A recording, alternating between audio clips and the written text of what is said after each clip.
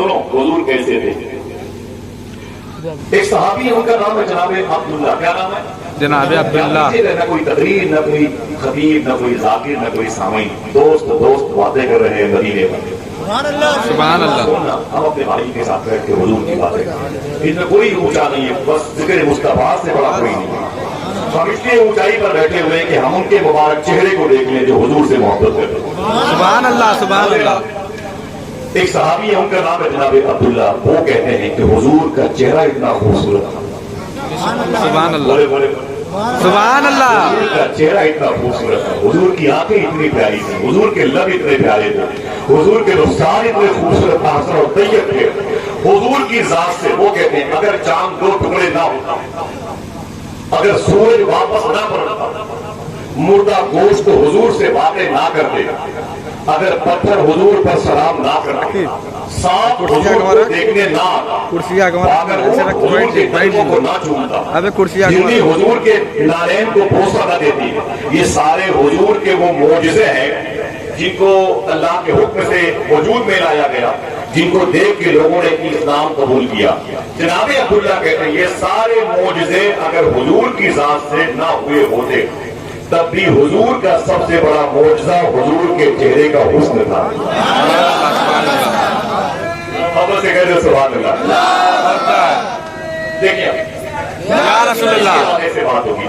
ये एक सहाबी, वो कहते हैं हुजूर का सबसे बड़ा मोजज़ा अगर कोई कहलाता कोई, अगर ये सारे मोजज़े ना होते तो वो हुस्न मुस्तफा है। हाथ बढ़ा के बोले सुभान अल्लाह। तेरा हुस्न मेरी निगाह में बखुदा खुदा की किताब है, तेरी बंदगी तो अलग रही, तुझे देखना में सुभान अल्लाह। देखिए हुजूर कैसे थे, सुनेंगे इंशाअल्लाह। हाथ बढ़ा के बोला सुनेंगे इंशाअल्लाह। सुभान अल्लाह। ये शहर है बगदाद शरीफ, सुभान अल्लाह। बगदाद का नाम सुने तो तलब के सुभान अल्लाह कहते हैं। हाँ, ये शहर ऐसा वैसा शहर नहीं जैसे हमारे हिंदुस्तान में भी लाहौर, चेन्नई और मद्रास है। हुजूर गौस पाक फरमाते हैं जिसकी दुआएं कहीं कबूल ना हो, बगदाद की मिट्टी उठा के दुआ करे अल्लाह उसकी दुआएं कबूल करे। ये बगदाद है, इसे काबतुल उश्शाक कहा जाता है, इसे काबतुल उश्शाक कहा जाता है, इसे मदीनतुल औलिया कहा जाता है। समझ रहे हैं, ये बगदाद की जमीन है। हुजूर के चचा जनाब अब्बास रज़ियल्लाहु तआला अन्हु की औलाद, औलाद की औलाद, औलाद, बेटे के बेटे के बेटे के बेटे बड़े बड़े बादशाह हुए। हुजूर के चचा जनाब अब्बास की नस्ल से मोहसिनिल्लाह, मुस्तजीबिल्लाह, अमरिल्लाह वगैरह वगैरह, ठीक है। इनमें से एक बादशाह, एक वजीर जब अपने एरिया में रहता था तो वो कहता था कि मेरे घर के करीब में एक आर्टिस्ट रहता था, एक पेंटिंग करने वाला शख्स रहता था, एक मुसव्विर रहता था, तस्वीर बनाने वाला। इतना कमाल का वो मुसव्विर था, आपके कहने पर वो तस्वीर बनाता था तो लोग दंग रह जाते थे उसकी कारीगरी को देखकर। दूर दूर से लोग अपने घर के दरवाजे पर खजूरों के पेड़ों की तस्वीरें बनवाने के लिए, अपने मकानात की तस्वीरें बनवाने के लिए आते थे। समझ रहे, ऐसे लोग अपने अपने घर वालों के पाकीज़ा दरोगाम की तस्वीरें मुझसे बनवाते थे, इतना मशहूर था वो। जब कोई कहता कि मुझे तस्वीर चाहिए तो वो एक डायरी में, एक रजिस्टर में उसे कोड करता, और कोड करने के बाद कहता एक हफ्ते के बाद आना, फिर तस्वीर लेके जाना। लंबी लंबी लाइन लगी होती, आज से 1100 साल पहले की बात है।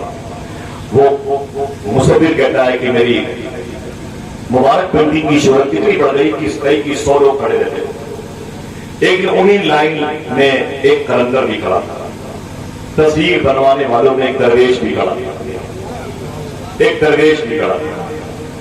जब उसकी बारी आई तो उसने अंदर जाके सलाम किया मुसव्विर से, पेंटिंग करने वाले शख्स से। उसने सलाम का जवाब दिया, कहा आप क्या करने आए? कहा मुझे भी एक तस्वीर बनवानी। कलंदर ने कहा, दरवेश ने कहा, मस्त मगन था वो, अल्लाह का दोस्त, वो कहता है कि मुझे भी एक तस्वीर बनवानी है। तो तस्वीर बनाने वाले ने रजिस्टर खोला, कलम उठाया और कहा कि किसकी तस्वीर बनवाओगे? कहा मुझे अपने महबूब की तस्वीर बनवानी है, मुझे अपने महबूब की तस्वीर बनवानी। मोहब्बत से सुभान अल्लाह। तो मुसव्विर ने कहा कि ये बताओ कि तुम्हारे महबूब की जुल्फें कैसी हैं? मुसव्विर ने कहा ये बताओ तुम्हारे महबूब की जुल्फें कैसी हैं? तो वो कलंदर ठहर गया, उसने कहा लिखो। क्या क्या लिखे? लिखो कि मेरे महबूब की जुल्फों के ही साये में पूरी कायनात रहती है। मेरे महबूब की जुल्फों के साये में ही पूरी कायनात रहती है, उसने लिखा। अब वो सहम गया, اس نے کہا اچھا یہ بتاؤ کہ تمہارے محبوب کی پیشانی کیسی ہے، یہ جبی کیسی ہے؟ اس نے کہا کہ لکھو کہ میرے محبوب کی پیشانی اتنی چمکدار ہے، لگتا تھا کہ چاند اور سورج یہیں سے نکلا کرتے ہیں۔ اس نے مصطفیٰ سبحان اللہ، ذرا پیار سے کہہ دو سبحان اللہ۔ اچھا یہ بتاؤ کہ تمہارے محبوب کے لب کیسے ہیں، ہونٹ کیسے، تمہارے محبوب کی آنکھیں کیسی ہیں؟ وہ کہتا ہے کہ لکھو میرے محبوب کی آنکھیں اتنی خوبصورت تھیں کہ جس پیاسے نے ان آنکھوں کو دیکھا اسے زندگی بھر پیاس نہیں لگی۔ ایسی ایسی باتیں اس نے اپنے محبوب کے بارے میں بتائی کہ مصور آرٹسٹ پینٹنگ کرنے والا قلم کو ٹیبل پہ رکھ دیا، رکھ کے بولا یار قلندر تو جس محبوب کی تصویر بنوانے کے لیے آیا ہوا ہے لگ رہا ہے وہ تصویر میرے پاس پہلے سے موجود ہے، لگ رہا ہے وہ تصویر میرے پاس پہلے سے موجود ہے، اگر اجازت دو تو اسے لے کے آؤں، کوئی خاموش نہ رہے، اگر اجازت دو تو اسے لے کے آؤں۔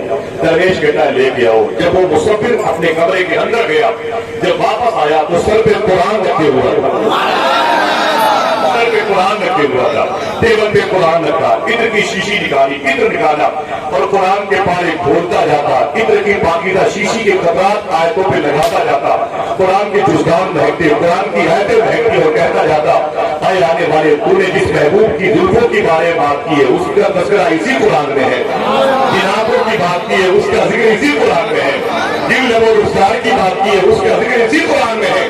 لوگ کہتے تھے یہ قرآن حضور پر نازل ہوا، میرا ایمان ہے، لوگ کہتے تھے کہ اس قرآن کو حضور پڑھا کرتے تھے، وہ قلندر کہتا ہے لیکن دل کہتا ہے کہ قرآن حضور کو نہیں، حضور کو قرآن پڑھا کرتا، حضور کو قرآن پڑھا۔ اتنا سنا تو وہ دنگ رہ گیا، قلندر بھی اور وہ مصور بھی۔ تب مصور نے کہا یار لگ رہا ہے تیرا اور میرا دونوں کا محبوب ایک ہے، تیرا اور میرا دونوں کا محبوب اونچی بولے۔ پھر مصور نے ایک سوال کیا اے آنے والے شخص ذرا یہ تو بتا تیرا نام کیا ہے، نام سن کے بولیے گا، اے آنے والے شخص ذرا یہ تو بتا تیرا نام کیا ہے؟ تو قلندر کہتا ہے دنیا مجھی کو شیر جنید بغدادی کے نام سے